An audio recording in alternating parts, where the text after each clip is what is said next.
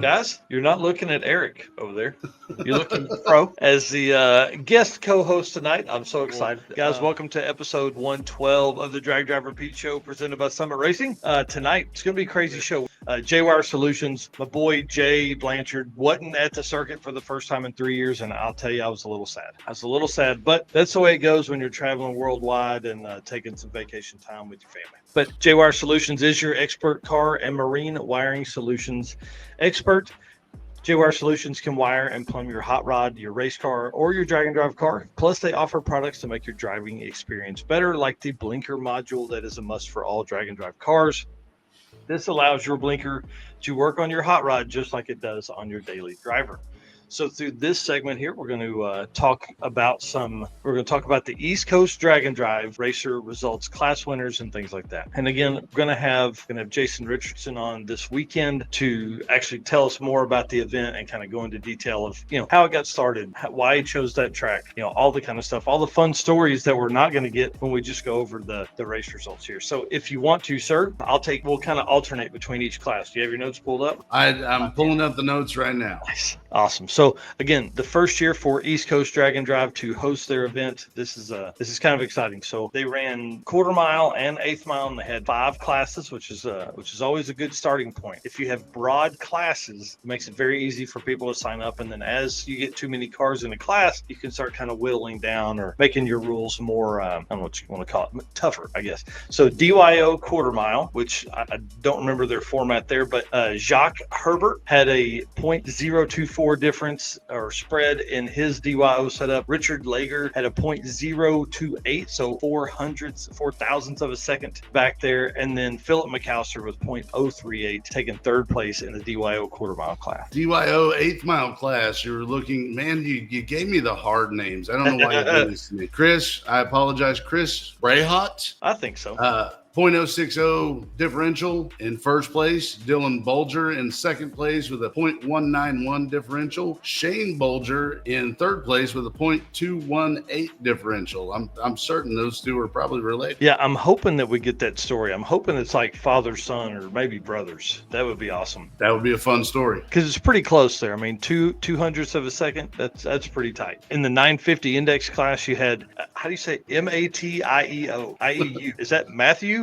I assume so. Mateo Cry, Criy, last name with a 10.410 average on that. And then Brandon McNeil taking second place with a 16.9, ran faster than a 950, so he handed in a 20-second time slip. Those were the only two in that class. Wow. 1050 index class, you're looking at Frank Vale with a 1075, Remy Hebert with a 1684, Walter Brown with a 1691.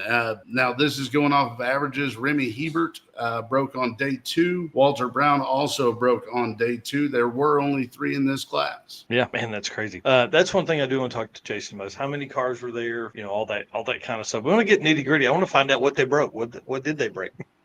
Right. In the 1150 class, Gerald Sawliner, 1152 average on that. So big shout out to him. That's awesome. Terry Gooden, 1169. And then Ivan Crutzen takes third place with 1173. Longest traveled award looks like it went to Jake House. Again, I'd like to have some details on that. How far did he run? Right. And then Hard Luck Award went to Walter Brown. Dude, I can't wait to hear that story. The favorite of all Drag and Drive, the best trailer burnout goes to Vincent Venue, looks like. Yes, please. That's another. I want video of that one. I don't even send want a video. The story. Yeah.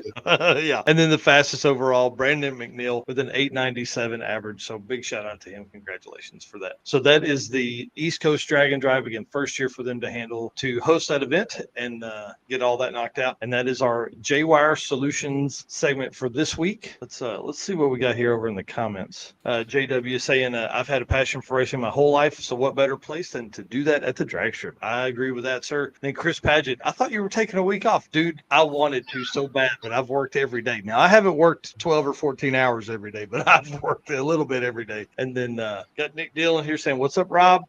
Josh Rich in here saying, Robert, I have your chair. Yes, that I think I left a chair at somebody's camp for a little while. So appreciate you guys for bringing that back. And then Robert Voss, I guess I'll have to come up and see you to get it. Yes, please do that. And then Richard Brewer, the Dirty Panda himself, saying race car friends. And hey, all right. Again, thanks to JWire for being a part of all of that. Let's run through the circuit winners here.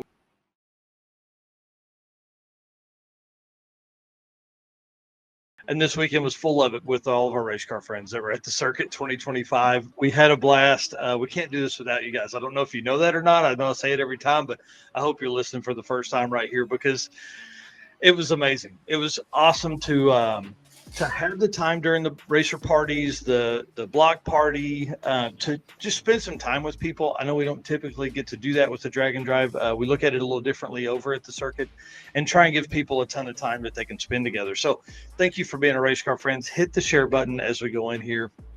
Thank you so much to our sponsors for Drag Drive Repeat. We really appreciate you guys. I can't say it enough. Without them, we couldn't do what we do right here. We attend like 12 or 15 events a year. We buy equipment. We do all the stuff we can do. It's because of these guys right here. So as you are shopping for parts, please hit up Summit Racing, DeatschWerks, Mahle Motorsports, Driven Racing Oil, Howard's Cams, who saved my butt and got us back on the road for the circuit, JWire Solutions, WAF Racing, Performa Built Transmissions, Car Change 3D, Power Tube TV, Sweet Patina, and Racing Junk Classifieds. Yes, if you're trying to spend some money, spend it over there.